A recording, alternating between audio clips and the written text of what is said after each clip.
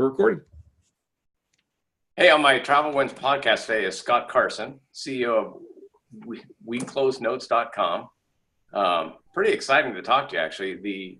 The stories that you're going to have for business travel are out of this world, in my sense. How much traveling do you do for work?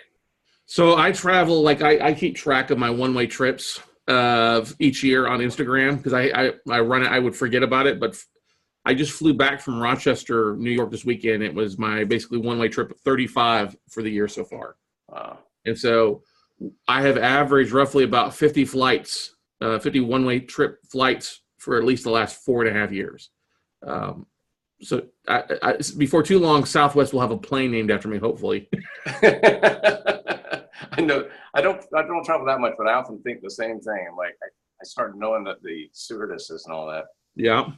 Yeah, exactly. Make the same trip to Denver and do all that. How was Rochester?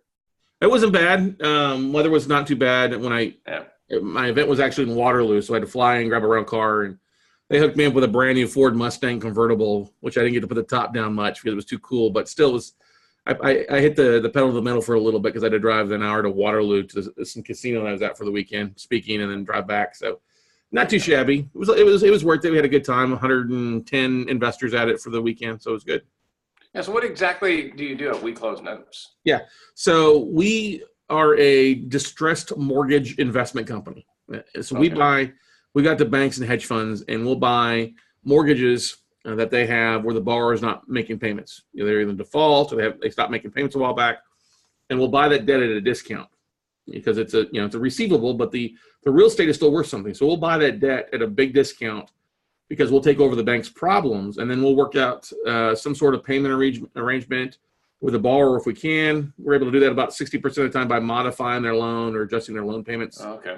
And then if they won't work with us, then we are the bank at that point. We have the right to foreclose. So we'll then foreclose and then take the property back and then sell it off. So I spend a chunk of my time traveling and either speaking at conventions or real estate investment seminars for investors to teach, because we teach how do we do that, or I'm speaking or traveling and headed out to meet with banks and hedge funds and look at their portfolios or talk with them about what they've got available. So yeah, because basically the bank just wants their money. They don't care about the property itself. They just want what's owed to them.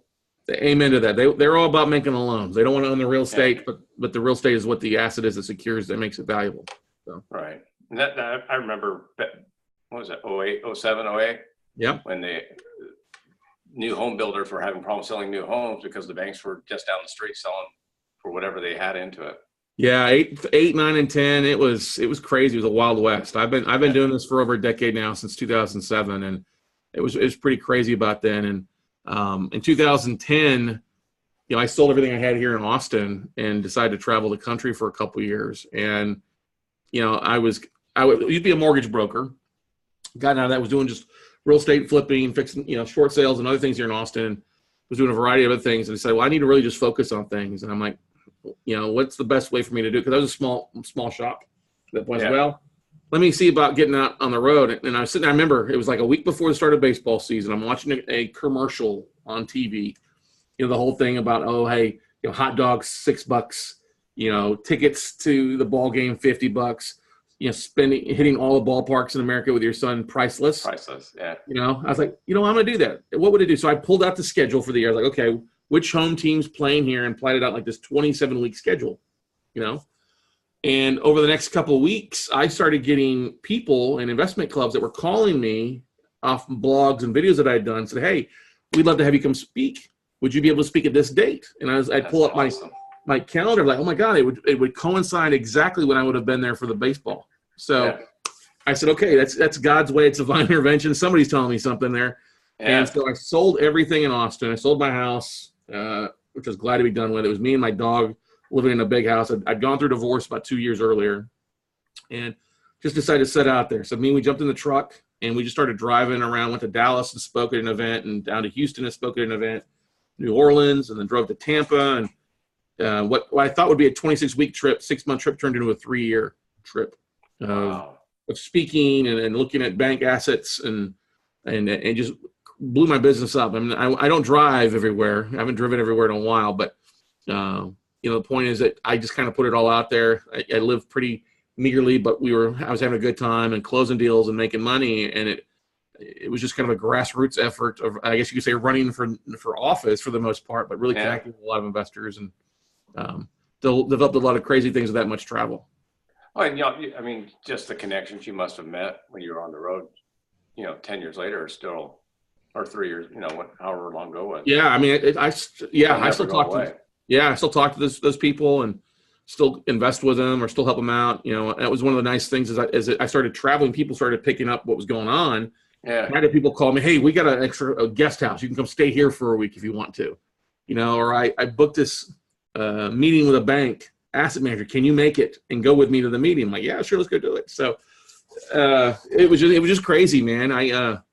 Being, what was I, 48, 41 at the time? 42. I mean, 32, 33 at the time. Just me and the dog. We had a good time. It was a lot of craziness. Well, that's awesome. That's a really good time to do it too. Mm-hmm. And I try and do that with my business travels now. When I travel, I used to just literally go to where I was going to go work, put in my time, and book the first flight home. And then I'd get home. People would be like, "Oh, did you go see that? Did you go to the museum?" And I'm like, "No, I went there for work." So now I always book in extra time just to go, whether it's a ballpark or a concert or whatever you get to see, because I'll never go back probably. And that's the thing. I think, you hit the nail on the head. Travel becomes pretty, if you're just going for work and travel, it becomes kind of boring and it gets pretty old pretty fast unless you can spice it up with something. So you start dating somebody, she started traveling with me, and she's a big Depeche Mode fan, and we ended up seeing like 10 of their shows when they're doing a worldwide Nice. Somehow my schedule got planned around that. We had concerts. I like going to museums or breweries or vineyards. So we've been able to commingle a little bit of work and business with what we do, and especially some of our education stuff. Like we did an event in Napa for a bunch of people, which was a lot of fun, or down in San Diego, or Orlando, or Atlanta, and we took everybody to the ballpark there. You go in. My dad always told me life's not about what you collect, about the memories you make along the way. Right. And I'm always a big proponent of trying to make memories. Do something fun. I mean, we work our ass off, and if you're gonna spend 6 hours on a plane trip, 3 each way, take some time and spend 3 or 4 hours to go do something fun. Figure out what's going on, ball game, concert, whatever. Just with the delays, the rental car delays, just so many things go wrong on your work trip.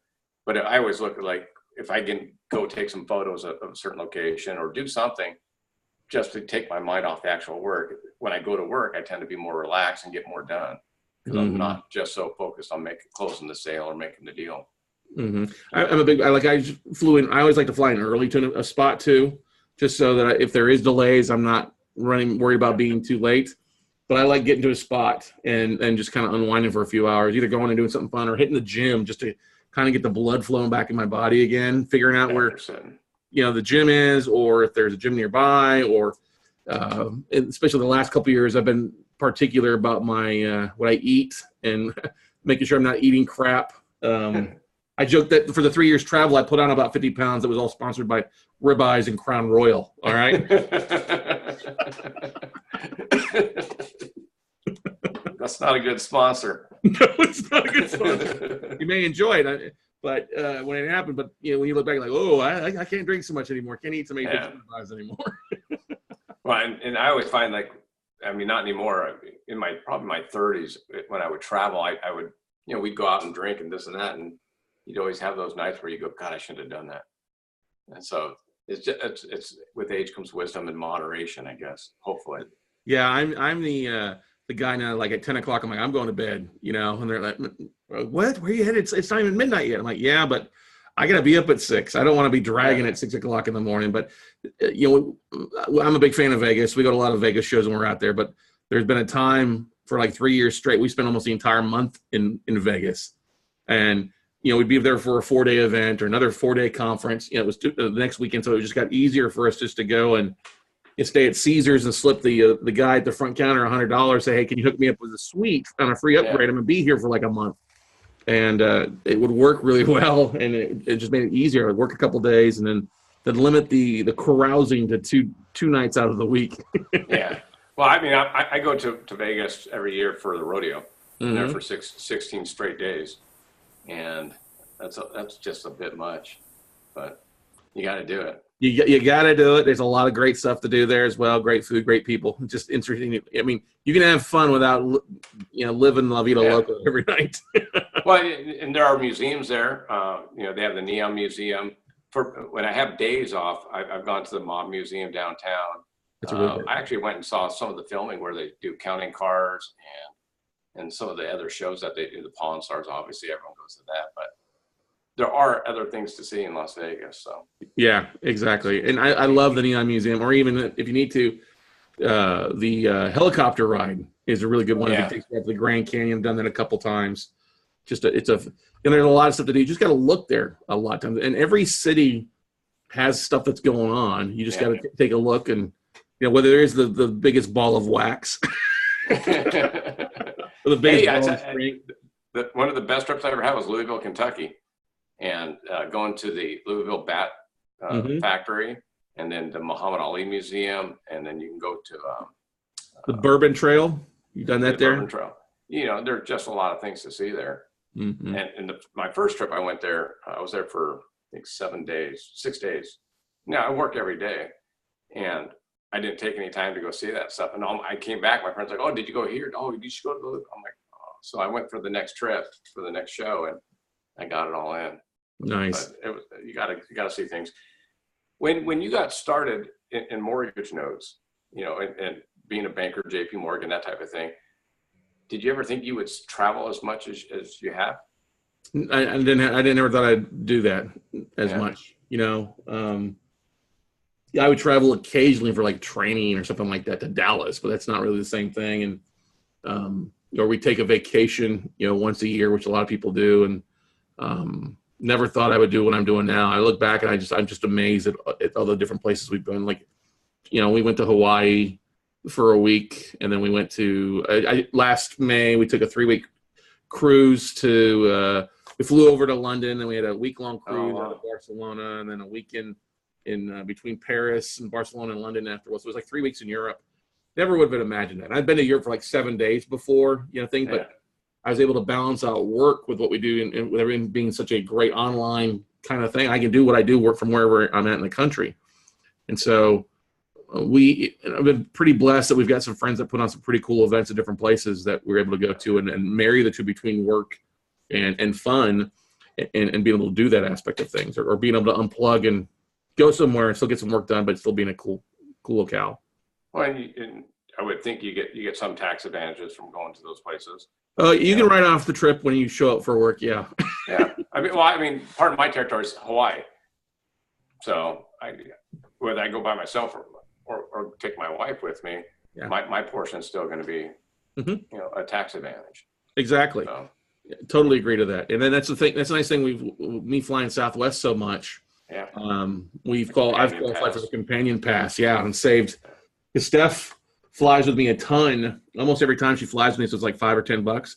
But we use the points now. She's also very passionate about her cause of cat rescuing cats from kill shelters. And there's this whole network of people across the country. It's like a underground railroad for kittens, cats. Cool.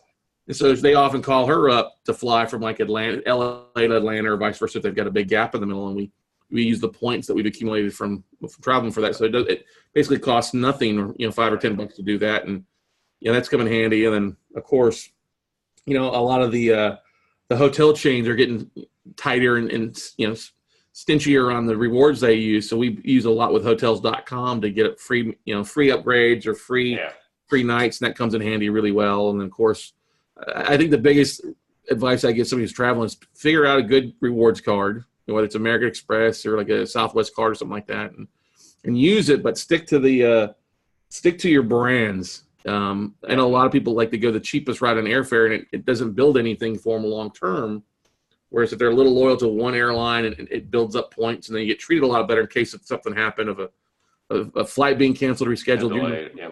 The first ones they take care of. So and that's exactly right. Are you TSA pre and all that? We're clear. I gotta go down and schedule a time for TSA pre, but we usually I'm A1 list, so I usually fly right through security for the most part. But right. I slip my boots off, throw them on there, not a big deal for the most part. I still have to take my boots off too.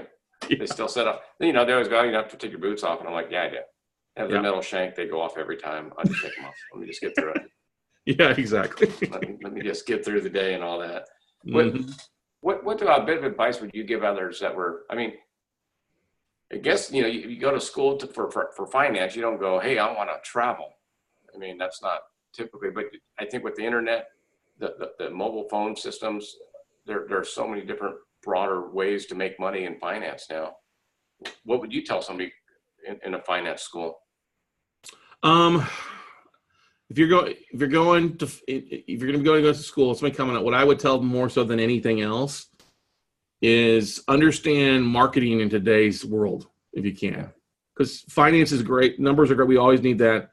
But with social media and Zoom or other things out there that you can use to communicate with people or to help market yourself across the board, as long as you're not violating anything. I mean, some of these big firms have some really big, they don't let you sharing stuff across the web, but if you're looking to be like a solopreneur or have a business where you can kind of control that, learn a lot of the marketing, learn how to utilize like LinkedIn or Bigger Pockets or some of these other websites to build your network. Because I don't believe that the 40-year dream is viable anymore. Working for a company for 40 years. Right. You've got to expect that you're going to change. That great job idea, I just don't think it exists. So you've got to learn to market your skills and better yourself as much as you can, whether it's cross promoting or learning how to utilize social media or other things like that to help get the word out to drive business to you. I think that's really one of the most valuable things you can do as an employee is learn how to use those things to help drive clients in or connect with the right type of clients that you need to connect with. I think it's interesting now because in my industry, I'm in apparel and footwear sales. Yeah. But it's still about personal brand. I mean, and I work for a great company and I'm super happy with them and they treat me great. Things happen. We've all, at our age, I'm 51 now. I've been through, that company will be here forever. I mean, I worked for a company that was started right after World War II. And that last housing crisis, gone. 3,000 people, 3 factories, dozens of locations. A company you would think would forever be around, owned by $1 billion a year business, gone, just gone. And so it's the same thing, like you were saying. I mean, not the 40-year, but if you have your own personal brand and you build it up, then that's what they're going to hire you or however you end up making your money. Mm-hmm. So even if you're an employee of a JP Morgan, if you have a personal brand, you can move on and do something else with it. Yeah, that brand can be applied anywhere, and it's. I still believe people invest in the brand. People invest with you versus the name more so than anything else. Yeah. So appreciate it. Appreciate the time. How can people get hold of you, buddy? So obviously, I'm looking behind you saying WeCloseNotes. You can see that if you're watching this, you can see the name. If you're listening to this, just go to WeCloseNotes.com. Okay. It's our main flagship website there. All sorts of great things. Classes, trainings. We got a ton of information. We've got a podcast out called The Note Closer Show as well. A couple 100 episodes, and just excited at the growth that's doing. But I'm honored. Thank you for so much for having me on the show, Peter. It's good. It's a small world, and I love what you're doing here with this show. I think you've got a really great thing here with aspects of what you're watching. But hold on a second. Let me see your shirt again.